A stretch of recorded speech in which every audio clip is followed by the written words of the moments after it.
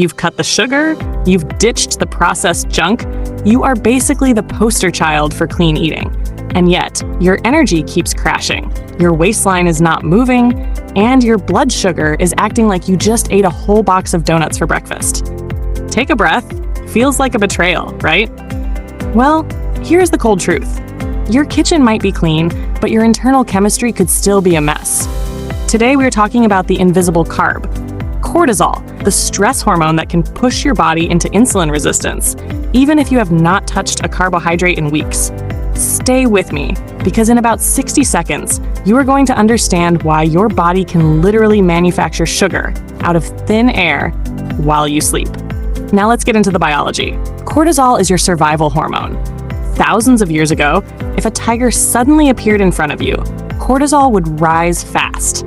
Its job was simple: give you energy immediately, so you could run. How does it do that? Your body activates a process called gluconeogenesis. Even if you have not eaten sugar, cortisol signals your liver to release stored glucose into the bloodstream.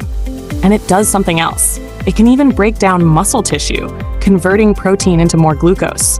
Your body thinks it is preparing for survival. Fuel everywhere, energy everywhere. But here's the problem. You are not running from a tiger. You are sitting in traffic, answering stressful emails, scrolling through your phone late at night. So now you have this extra sugar circulating in your blood, ghost sugar. And that brings us to the next problem. Normally, insulin acts like a key. It unlocks your cells, allowing sugar to enter, so your body can use it for energy. But cortisol interferes with that system. When cortisol stays elevated for long periods, it reduces insulin sensitivity. The locks on your cells change. Your pancreas keeps producing insulin, trying to move the sugar out of your blood, but your cells are not responding the way they should. This is insulin resistance. High sugar, high insulin, both circulating at the same time. And that combination quietly drives inflammation across the entire body. Now here comes the next frustrating part. Where does all that unused energy go? It gets stored, and your body has a favorite place to store it: the belly. There is a reason stress seems to land right in the midsection. Visceral fat, the deep fat around your organs, actually contains far more cortisol receptors than regular body fat. When cortisol and insulin stay elevated together, they activate an enzyme that aggressively pulls fat into this area. Your body thinks it is preparing for a long survival crisis, so it stores energy where it can protect the organs. That is why people often notice something called the stress belly. But the cycle does not stop there, because now something strange happens with your brain. Even though your blood is full of glucose, your cells are not receiving it efficiently, so your brain starts interpreting this situation as starvation. You might have just eaten a full meal, maybe a big healthy salad, but your brain still sends hunger signals. This is where cravings appear. This is where brain fog shows up around the afternoon.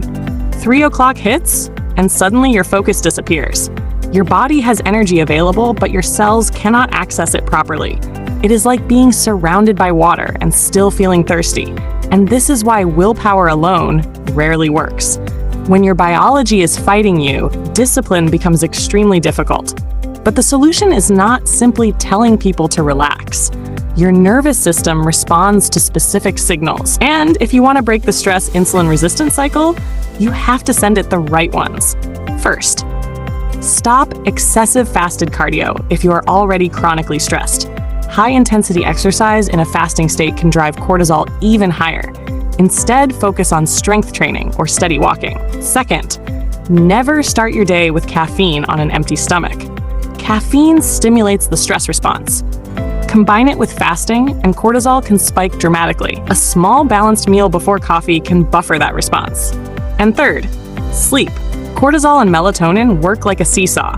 When cortisol stays high at night, melatonin drops, and poor sleep feeds the entire insulin resistance cycle.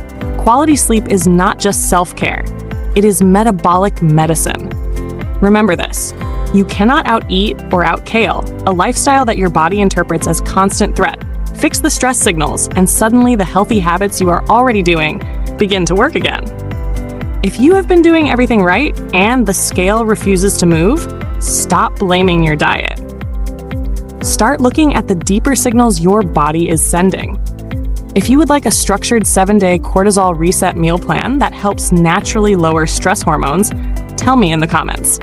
And subscribe to Gut Signals if you want science-based guidance on gut and metabolic health, so you can stop fighting your biology and start working with it. I will see you in the next video.